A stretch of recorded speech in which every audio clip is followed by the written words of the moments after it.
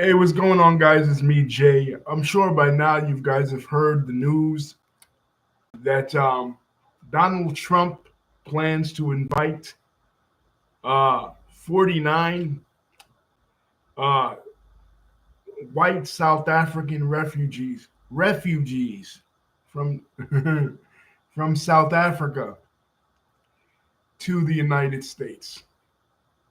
Now, let's for a minute here consider the hypocrisy of this. For months, Donald Trump has been complaining, and his administration has been complaining that the United States is overfilled. We can't take any more people in. We need to get tougher on immigration, right? That's what we've been hearing since he got elected back in January. Now, we're hearing that these individuals, these 49 individuals of European descent from South Africa, getting special status. Let's look up the definition, will we? Shall we, of refugee and see if they qualify. Refugee, a person who has been forced to leave their country to escape war, persecution, or natural disaster. Okay, so by this definition, according to him and according to the people advocating for them, they are suffering persecution. Are they, though? Officially, the condition of apartheid, which was the racial segregation of citizens of South Africa, ended in 1994. That was 30 years ago.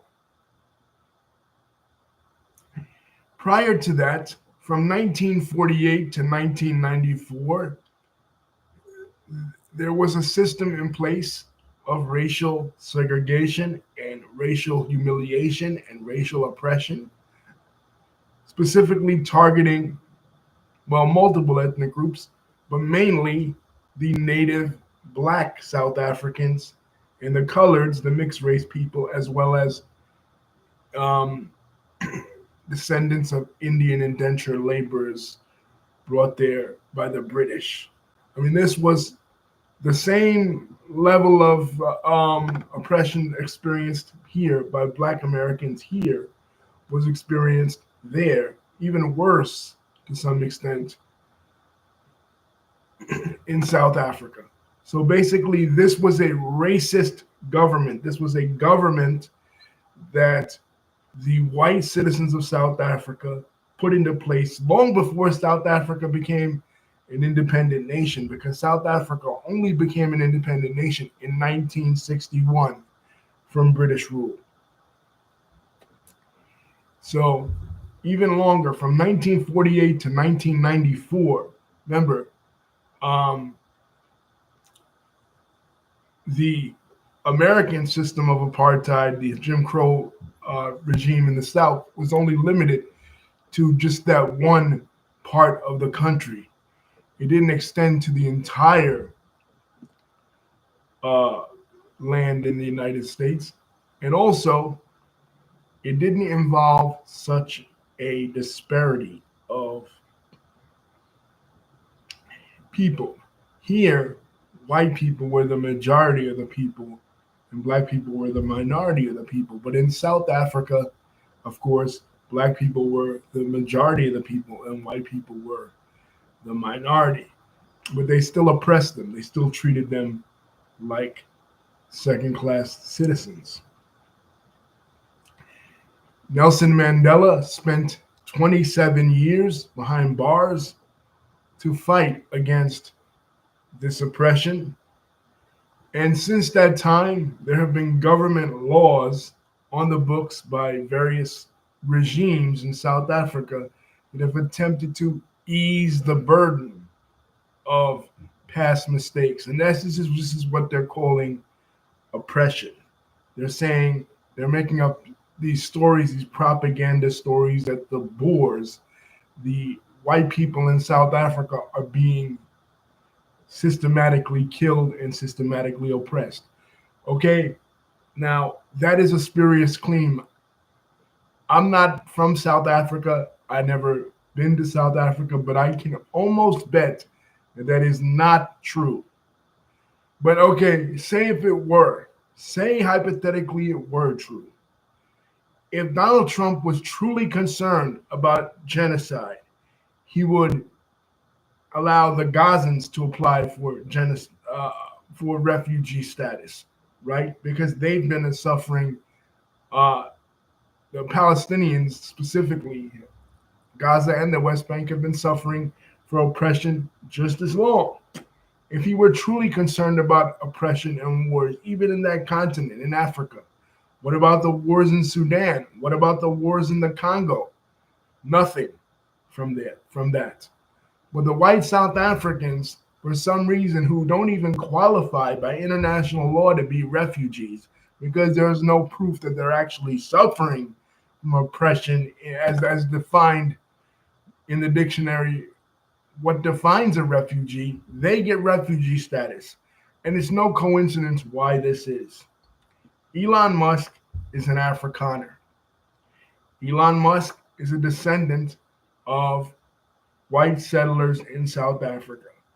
Elon Musk's family was probably supporters of de Klerk's regime, the regime that Nelson Mandela defeated in 1994 to become the first black president of South Africa. So he appealed to Donald Trump as his friend to allow certain members of his countrymen into the United States. But now this makes Trump look like an ultimate hypocrite and a racist because of all the countries in the world, there are a lot of countries, even in the African continent, that are suffering from actual genocide and actual war.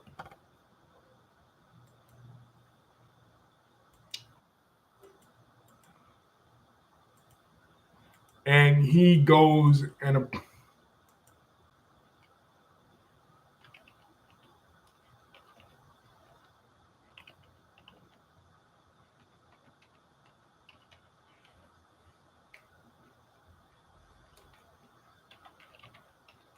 he goes and considers them a special status.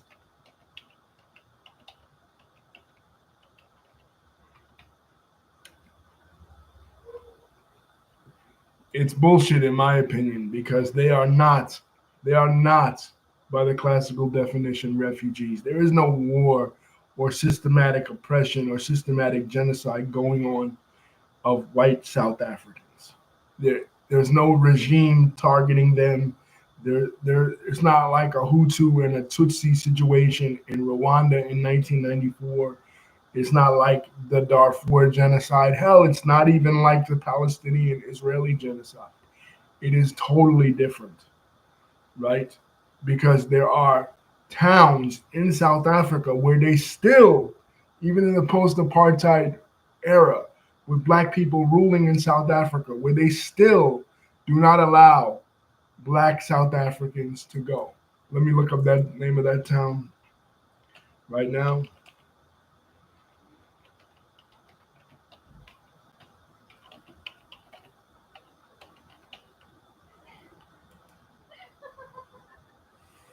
The name of the town is Oriana. Oriana in South Africa is a town that no black person is allowed there. Now, you tell me, if a group was being oppressed and a group was being systematically denied their civil rights in the way that the way that black South Africans were from 1948 to 1994, would they have the political power to form all white towns? No. The fact of the matter is, they may not be in power anymore, right? Some of them may suffer legal disabilities, but there still is a wealth disparity between the white population of South Africa and the black population of South Africa. The country has only been under under equal rule of law since 1994. That's not all that long ago, right? That is only 31 years ago. You know what I'm saying? So how can how can it be rectified in just that short amount of time? It can't. And not only can it not be rectified, how could it be reversed? Like Trump and Elon Musk think we don't know history. You know what I'm saying? We don't know that in in 1602 the Dutch East India Company was founded, right? And then they went in there in 1688, from 1688 to 1707, and established settlements. The Dutch, they had the complete colonial apparatus to set this thing up, accepting French Huguenots into their colony in 1688. To do what? To make friends with the black South Africans? No, to oppress the black South Africans, to exploit the black South Africans' labor, and to kill most of the black South Africans. That's just what it is. And you know what? They'll talk shit about Shaka Zulu, of course, because he defeated he defeated the British initially, right? And they'll say that he oppressed people too, but they always like to do that. You know what I mean? When you're talking about the things that they did in history, they like to deflect and say, well, look at this civilization, look at that civilization. The fact of the matter is, you came there, you came to oppress, you did oppress, and then when the native population wanted a little bit more autonomy and they wanted to correct the injustices of history through law, right, through elective process, you then consider that oppression. And Donald Trump takes that into consideration, and Donald Trump sides with you. You know what I'm saying? So what that tells people on the international stage is that Trump is pro-white. You know what I'm saying? Because here he is telling everybody that the United States is too crowded, that the United States cannot take in any more refugees. Real war-torn countries, El Salvador, Honduras, at places in Africa, and the genocide going on right now that everyone's talking about in Gaza. But no, he wants to completely ignore that and hyper-focus in on an imaginary genocide that does not exist. Right? Whites in South Africa are not being genocided. Whites in South Africa are not being wiped out. That's a complete lie. Right? But he has taken the mantle of white nationalism. He sympathizes with the Boers. He sympathizes with the white South Africans because they're white and because they're struggling against well, they say they're struggling against black oppression. And what he's signaling to white Americans is like, okay, these are our brothers. These are our brothers not only in skin tone, but in ideology as well. Because these people, most of these Boers, are white supremacists in their own right. What they consider as oppression is really equality. You know you're the oppressor when your idea of oppression is being equal to somebody else that you wish you were oppressing. You know what I mean? It's the same thing like with the DEI situation. Why do they consider DEI oppression? Why do they consider DEI unfair? Why? Because it's attempting to or affirmative action. It's attempting to rectify the errors of history. So they consider that unfair. They consider that oppression. But it's not oppression, right? There was an injustice done in history, and these laws are trying to rectify said injustice,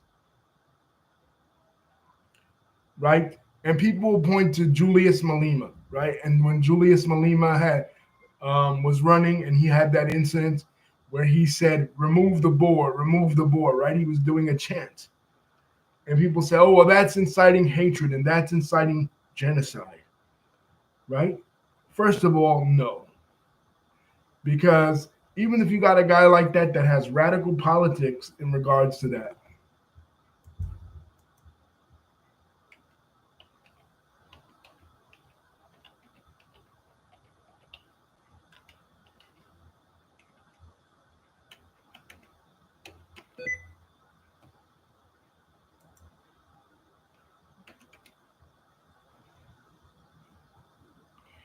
you still, that's still just one guy. That's not official government policy, right? Julius Malema is not in power in South Africa, so he can't do anything about it.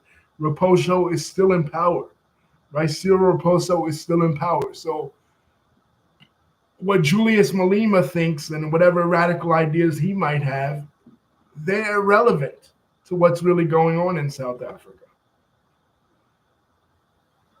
You know what I mean? But they want to equate the oppression of the white South Africans to other global oppressions. They want to refuse refugee status to people that really need it in favor of this imaginary refugee status just because it's race. So I don't want to ever hear again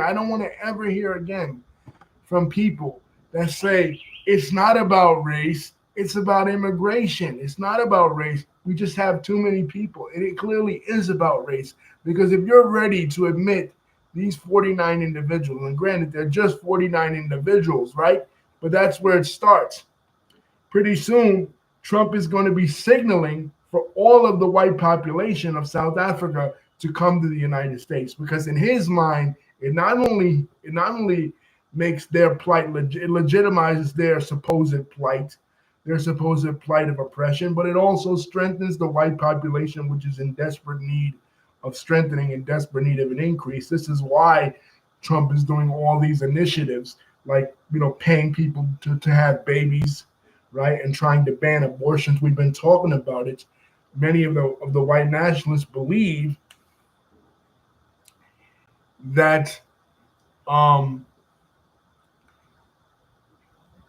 that they are going to lose hold of the United States through demographics, that the Hispanic population especially is increasing, and that will put white demographic dominance in jeopardy. So they need a fresh influx of the white population in this country. And who better to kill two birds with one stone? You legitimize the plight of these South Africans, which what they're really pining for is not oppression. They're not pining against oppression. They're pining for the return of apartheid South Africa. They're tired of black people being in charge in South Africa, and they want the white rule to return the way it used to be. That's what they consider a return to normalcy. That's like make America great again. What does it mean? What does it imply? It doesn't imply to the white nationalist the same thing that it might imply to the normal individual, which is it just means, making America strong on the world stage. No, it doesn't mean that. It means a return to the ideas that they consider founded nations like the United States and South Africa, which were basically both nations were founded on racism and the exclusion of native populations and the exclusion of black populations. In South Africa, the black population was the native population. In North America, that wasn't the case, but it was all the same motivating factor. It was white supremacy. It was the belief that white people deserved to live in these places, right?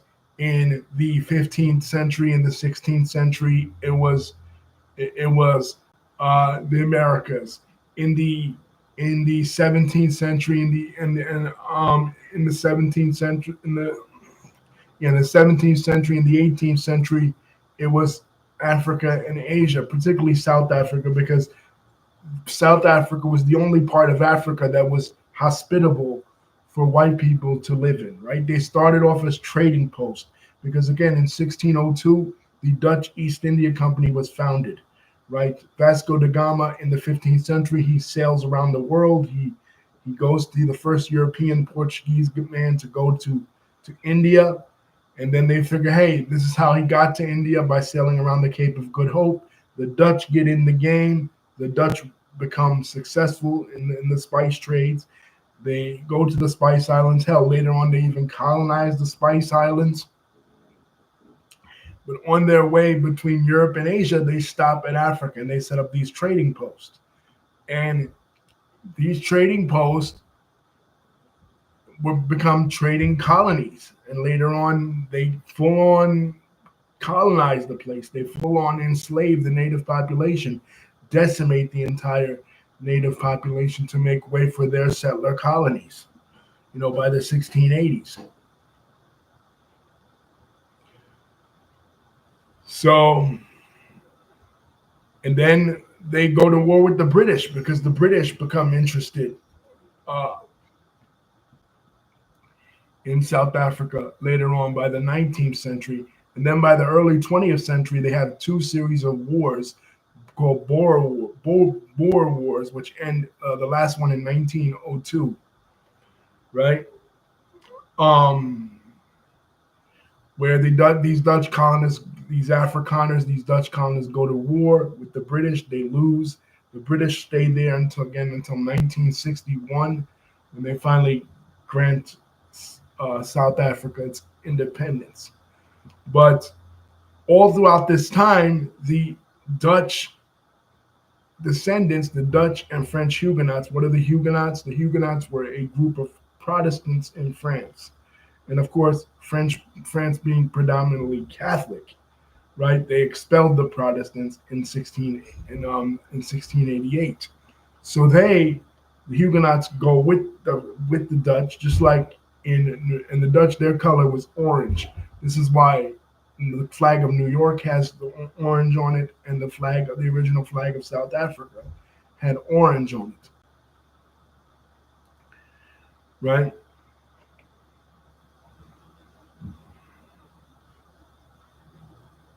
So these white settlers in Africa, they began to build wealthy communities to the exclusion, again, of not only black people, but mixed people. And then later, like I said, just like in their other colonies in Africa and the Caribbean, the British later, especially in places like Durban, South Africa, they later bring in people from India and people from the Indian subcontinent. Gandhi, when he originally practiced law, the first place he practiced law ever was South Africa, and that's when he was really he became really acquainted with racism, because he, of course, growing up in India, he hadn't experienced racism before. The British presence in India, the colonial British presence in India, wasn't as heavy-handed, at least when he was growing up, as it would later become, or it definitely was in South Africa. He was riding in a train car, and they told him to get up, called him a coolie. A coolie, of course, is the word for Indian indentured labor, right?